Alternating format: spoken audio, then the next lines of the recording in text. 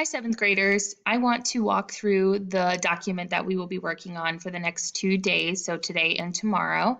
And I'm just going to work through the directions and the first question here with you, and then I'll give you some instruction on how to complete the rest of the document, but you'll be doing it on your own from there. So let's go ahead and read the directions together. It says, read through the following questions and answer about the United States process for accepting refugees. So if you remember the last couple of days, we've been talking about the difference between refugees and asylum seekers and some other terms. And this is going to give you some background behind how to get into the United States and the process behind becoming a refugee and being accepted into the United States. So it says when you get to a question box with a stop sign, you're going to stop and respond. Once you've answered all of the questions, please submit the assignment on Schoology.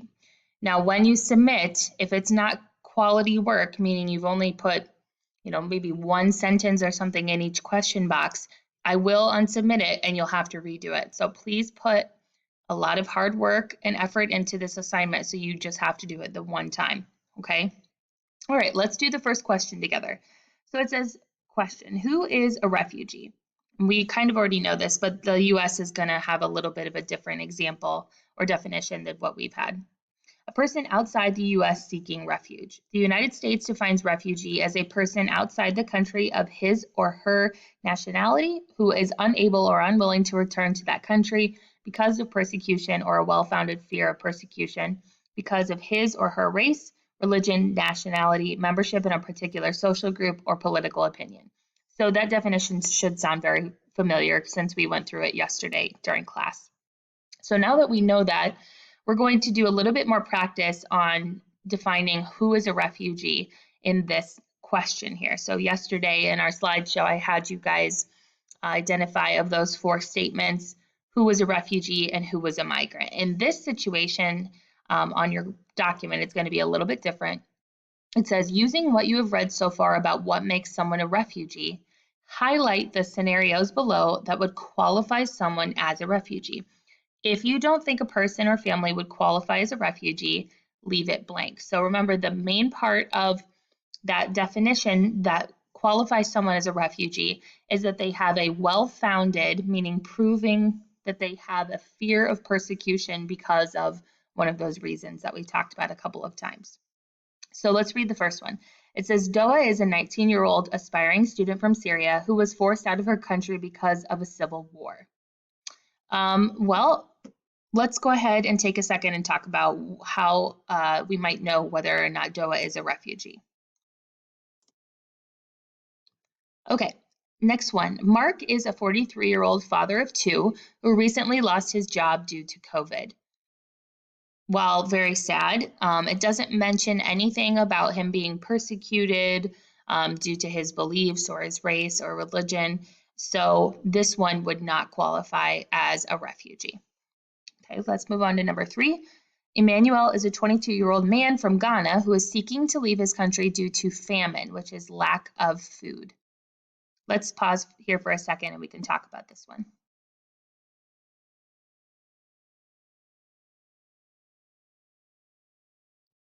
All right, the Zumadi family is from Burundi and are fleeing their country in the wake of violent political unrest that began in 2015. So violent political unrest, and if we look back up at the definition of what makes a refugee according to the United States, it says a well-founded fear of persecution because of, and then if we skip to the end, it says political opinion. So that means that there is some kind of civil war due to political differences going on in their country in Burundi. So that would make the Zumadi family refugees and they would qualify. Number 5. Maria is a mother of 3 who is trying to leave El Salvador because of increasing gang violence. Let's go ahead and take a second to talk about this one.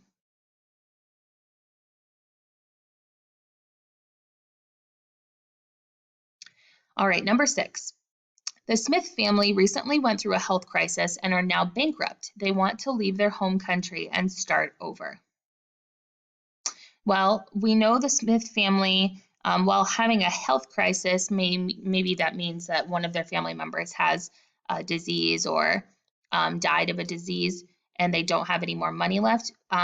Again, very sad, but that doesn't necessarily make them a refugee because they're not being targeted for their race, religion, nationality, or being a member of a social group or having a certain political opinion. So that does not make them a refugee, and unfortunately, they wouldn't qualify.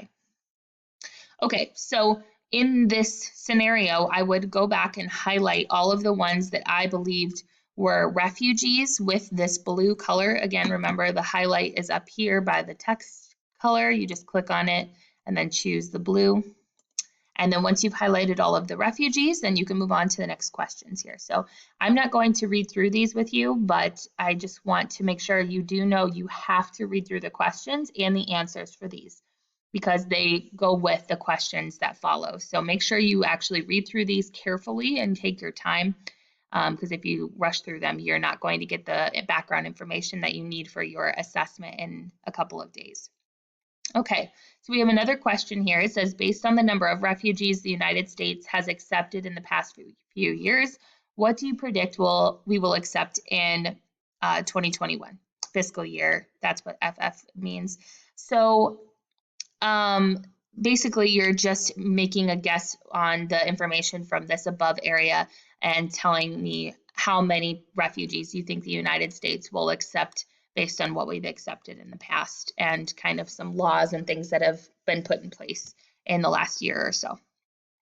Okay, next one, you're going to be looking at this graph and reading this section and then again answering another question. It says, given what you learned from reading the book Refugee, why might Syria need or want to be added back to the list? So that question will make more sense once you've read this.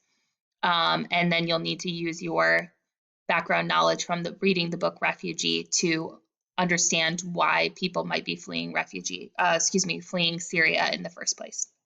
Okay, just a couple more questions here. Again, you're reading, answering the question. Do you think that the United States screening process is enough? Yes. If yes, why? If no, what more would you like to see? This is a question where you can't just answer yes or no. You have to explain your thought process behind your thinking. So make sure you are giving a detailed answer for all of these questions. Okay, this is the last one here. So you read through the reading like the previous questions, and then the last question says, describe what life is like after moving to the United States. So this one should take you a while because you should be using a lot of description, giving a lot of detail. So I expect a fairly long answer for this last question. And by fairly long, I mean a good paragraph. So make sure that you are including lots of detail, reading through all of these so you know how to answer them with detail. And if you have any questions, please ask because I am happy to help.